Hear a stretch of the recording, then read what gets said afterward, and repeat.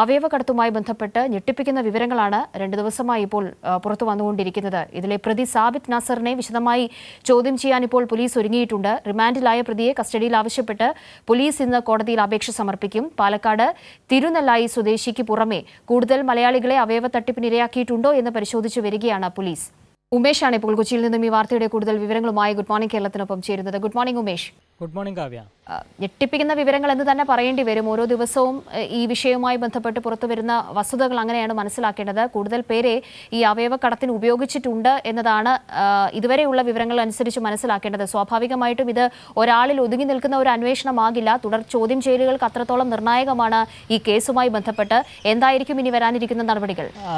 കാവ്യ സൂചിപ്പിച്ചതുപോലെ തന്നെ ഇത് ഒരാളിൽ ഒതുങ്ങുന്നതല്ല എന്ന് മാത്രമല്ല, ഇതിന് അന്താരാഷ്ട്ര ബന്ധങ്ങൾ വരെയുള്ള ഒരു കേസായി ഇത് മാറുകയാണ്. അങ്ങനെയാണ് കഴിഞ്ഞ ഓരോ ദിവസവും വരുന്ന വിവരങ്ങളിൽ നിന്ന് നമുക്ക് അനുമാനിക്കേണ്ടത്. ഈ അവയവക്കടത്ത് കേസുമായി ബന്ധപ്പെട്ട് പിടിയിലായ സാബിത് നാസർ, അയാളെ ഏതാണ്ട് ഒരു ദിവസത്തെ ചോദ്യം ചെയ്യലിനൊടുവിൽ ഇന്നലെയാണ് കോടതിയിൽ ഹാജരാക്കി റിമാൻഡ് ചെയ്തത്. ഈ പരിമിതമായ സമയം കൊണ്ട് പോലീസിന് ഇയാളിൽ നിന്ന് ലഭിച്ച വിവരങ്ങൾ വെച്ച് നോക്കുമ്പോൾ തന്നെ ഈ കേസിൻ്റെ വ്യാപ്തി വലുതാണ് എന്ന് ബോധ്യപ്പെടും. ഇയാൾ ഇന്നലെ തന്നെ പോലീസിനോട് കുറ്റം സമ്മതിച്ചിട്ടുണ്ട്. താൻ അവയവക്കടത്ത് നടത്തിയിട്ടുണ്ട് എന്ന് ഈ പ്രതി സാബിത് നാസർ പോലീസിനോട് സമ്മതിച്ചിട്ടുണ്ട്. 20ഓളം പേരെ ഇത്തരത്തിൽ ഇന്ത്യയിൽ നിന്ന് ഇറാനിലെത്തിച്ച് അവയവദാനത്തിന് വിധേയമാക്കിയിട്ടുണ്ട് എന്നാണ് സാബിത് നാസർ പറഞ്ഞിട്ടുള്ളത്. അതിൽ തന്നെ ഒരാൾ മലയാളിയാണ്. അത് പാലക്കാട് തിരുനെല്ലായി സ്വദേശി ഷമീർ ഉൾപ്പെടെയുള്ളവരെയാണ് ഇത്തരത്തിൽ അവയവ തട്ടിപ്പിന് ഇരയാക്കിയത് എന്ന് സാബിത് നാസർ ഇന്നലെ തന്നെ പോലീസിനോട് സമ്മതിച്ചിരുന്നു. ഈ അവയവ തട്ടിപ്പിനിരയായ ഷമീറിനെ തേടി പോലീസ് പാലക്കാട് എത്തിയെങ്കിലും ഇയാളെക്കുറിച്ച് നിലവിൽ വിവരങ്ങളൊന്നും തന്നെ ലഭ്യമല്ല എന്നുള്ളതാണ് യാഥാർത്ഥ്യം. ഏതാണ്ട് 1 വർഷം മുൻപാണ് ഷമീർ അപ്രത്യക്ഷനാകുന്നത്. ഇയാൾ വിദേശത്തേക്ക് പോയി എന്നാണ് ലഭിച്ചിരിക്കുന്ന വിവരം. ഇറാനിലെത്തിച്ച് തട്ടിപ്പിനിരയാക്കിയിട്ടുണ്ട് എന്ന് സാബിത് നാസർ തന്നെ പറഞ്ഞിട്ടുണ്ട്. പക്ഷേ ഇപ്പോഴും ഇയാൾ ഇറാനിലാണോ മറ്റെവിടെയെങ്കിലുമാണോ എന്നത് സംബന്ധിച്ച് ഒരു വിവരം പോലീസിന് ലഭിച്ചിട്ടുള്ള, ഒപ്പം ഇയാളുടെ വീട്ടുകാർക്കും അറിയില്ല എന്നുള്ളതാണ് അന്വേഷിച്ചപ്പോൾ മനസ്സിലായത്. പാസ്പോർട്ട് ഉൾപ്പെടെ എടുത്താണ് ഇയാൾ പോയിരിക്കുന്നത്. അപ്പോൾ വിദേശത്താണ് എന്നുള്ള അനുമാനത്തിലാണ് പോലീസ് ഉള്ളത്. ഷമീറിനെ കണ്ടെത്തിയാൽ ഒരു പക്ഷേ ഇതുമായി ബന്ധപ്പെട്ട് മറ്റു വിവരങ്ങളിലേക്ക് പോലീസിന് കടക്കാൻ കഴിഞ്ഞേക്കും, മറ്റു വിവരങ്ങൾ പോലീസിന് ലഭ്യമായേക്കും.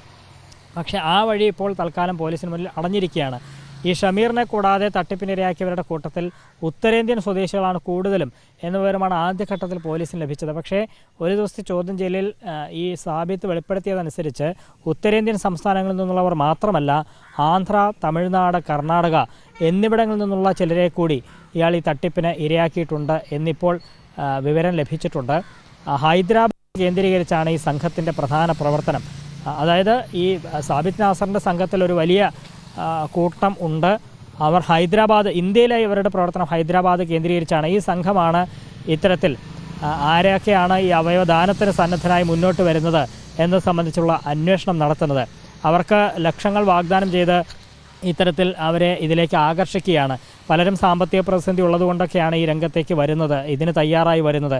അങ്ങനെ ഓരോരുത്തർക്ക് 6 ലക്ഷം രൂപ വരെയൊക്കെ നൽകിയാണ് ഇറാനിലേക്ക് കൊണ്ടുപോയിട്ടുള്ളത്. കുവൈത്ത് വഴി ഇറാനിലെത്തിച്ച് ഇറാനിലെ ഫരീദി ഖാൻ എന്ന് പറയുന്ന ആ ഒരു ആശുപത്രിയിൽ വെച്ചാണ് ഈ ശസ്ത്രക്രിയ, അവയവമാറ്റ ശസ്ത്രക്രിയ നടത്തുന്നത് എന്നൊക്കെയാണ് പോലീസ് ഇതുവരെ കണ്ടെത്തിയിട്ടുള്ളത്. അതായത് വിദേശ രാജ്യത്ത് ഉൾപ്പെടെ ഇതുമായി ബന്ധപ്പെട്ട അന്വേഷണം നടക്കേണ്ടതുണ്ട്. ആ തരത്തിലേക്ക് വരെ ഇതിൻ്റെ വ്യാപ്തി വർദ്ധിക്കുകയാണ്. ഈ ഘട്ടത്തിൽ ഒരുപക്ഷെ കേന്ദ്ര ഏജൻസികൾ വരെ ഇതുമായി ബന്ധപ്പെട്ട് അന്വേഷണം നടത്തുന്നുണ്ട്. എന്നാൽ അവർ ഇതുവരെ കേസ് ഏറ്റെടുത്തിട്ടില്ല. പക്ഷേ ഈ വിദേശവുമായി ബന്ധപ്പെട്ടൊക്കെ അന്വേഷണം വേണ്ടതിനാൽ ഒരുപക്ഷെ കേന്ദ്ര ഏജൻസി അന്വേഷണം ഏറ്റെടുക്കാനുള്ള സാധ്യതയാണുള്ളത്. ഏതായാലും നിലവിൽ നെടുമ്പാശ്ശേരി പോലീസാണ് കേസ് അന്വേഷിക്കുന്നത്. പോലീസിന് ഏറെ ദൂരം മുന്നോട്ട് കൊണ്ടുപോകേണ്ടതുണ്ട്. ഇതുമായി ബന്ധപ്പെട്ട അന്വേഷണം വ്യാപിപ്പിക്കേണ്ടതുണ്ട്. ഇതിൽ കണ്ണികളായി പ്രവർത്തിച്ചവർ ആരൊക്കെയാണ് എന്നുള്ളത് അറിയേണ്ടതുണ്ട്. ഈ സാബിത്ത് തന്നെ മൊഴി നൽകിയിരിക്കുന്നത് 2019 അവയവക്കടത്തിലേക്ക് തിരിഞ്ഞത് എന്നുള്ളതാണ്. സാബിത്തും ഇത്തരത്തിൽ സാമ്പത്തിക പ്രതിസന്ധി അനുഭവിച്ചയാളാണ് താൻ എന്ന് സാബിത്ത് പറയുന്നു. ആ പശ്ചാത്തലത്തിൽ താനാണ് ആദ്യം അവയവദാനത്തിന് സന്നദ്ധനായി വരികയും അങ്ങനെ ഇറാനിൽ പോയി അവയവം മാറ്റം നടത്തുകയും ഒക്കെ ചെയ്തത്. ആ തരത്തിൽ പണം ലഭിച്ചിട്ടുണ്ട്. പിന്നീട് ഇതിൻ്റെ കണ്ണിയായി മാറുകയായിരുന്നു, ഇതിൻ്റെ ഏജൻ്റായി മാറുകയായിരുന്നു എന്നാണ് ഇപ്പോൾ പോലീസിന് നൽകിയിരിക്കുന്ന മൊഴി. അതുകൊണ്ട് തന്നെ ഈ സാബിത്ത് ഉൾപ്പെട്ട ഈ സംഘത്തിൽ മറ്റാരൊക്കെയുണ്ട്, എവിടെയൊക്കെ കേന്ദ്രീകരിച്ചാണ് ഇതിൻ്റെ പ്രവർത്തനം, ആരെയൊക്കെ ഇരയാക്കിയിട്ടുണ്ട്, കൂടുതൽ മലയാളികളുണ്ടോ തുടങ്ങി നിരവധി ചോദ്യങ്ങൾക്ക് ഉത്തരം പോലീസിന് ലഭിക്കേണ്ടതുണ്ട്. അതിന് സാബിത് നാസറിനെ വിശദമായി തന്നെ ചോദ്യം ചെയ്യണം. അതിന് പോലീസ് തയ്യാറെടുക്കുകയാണ്. ഇത്തരത്തിൽ വിശദമായ ചോദ്യം ചെയ്യലിലേക്ക് കടക്കണമെങ്കിൽ സാബിത് നാസറിനെ കസ്റ്റഡിയിൽ ലഭിക്കുക തന്നെ വേണം. അതിന് അങ്കമാലി കോടതിയിൽ ഇന്ന് തന്നെ കസ്റ്റഡി അപേക്ഷ നൽകാനാണ് പോലീസ് തീരുമാനിച്ചിരിക്കുന്നത്. അങ്ങനെ കസ്റ്റഡിയിൽ കിട്ടിയാൽ പരമാവധി ദിവസം കസ്റ്റഡിയിൽ ചോദിക്കും. അത്രയും ദിവസം ലഭിച്ചാൽ ഈ പറയുന്ന കാര്യങ്ങൾക്കൊക്കെ ഉത്തരം ഇയാളിൽ നിന്ന് തേടാൻ തന്നെയാണ് അന്വേഷണ സംഘം തീരുമാനിച്ചിരിക്കുന്നത്. കാവ്യ.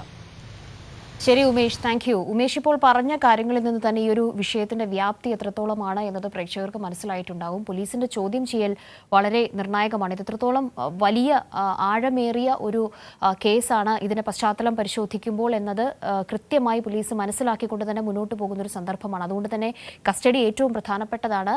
ചോദ്യം ചെയ്യൽ, തുടർ ചോദ്യം ചെയ്യലുകൾ വളരെ നിർണായകമാകും. തുടർന്നുള്ള നിയമ നടപടിക്രമങ്ങളിലേക്കൊക്കെയും പോലീസിന് കടക്കേണ്ടതുണ്ട്. അതുമായി ബന്ധപ്പെട്ട ഏറ്റവും പ്രധാനപ്പെട്ട ദിവസമായി ഈ കേസിൽ ഇന്നത്തെ ഒരു ദിവസത്തെ കണക്കാക്കാം. സമഗ്ര വിവരങ്ങളാണ് കൊച്ചിയിൽ നിന്നും ഉമേഷ് നൽകിയത്.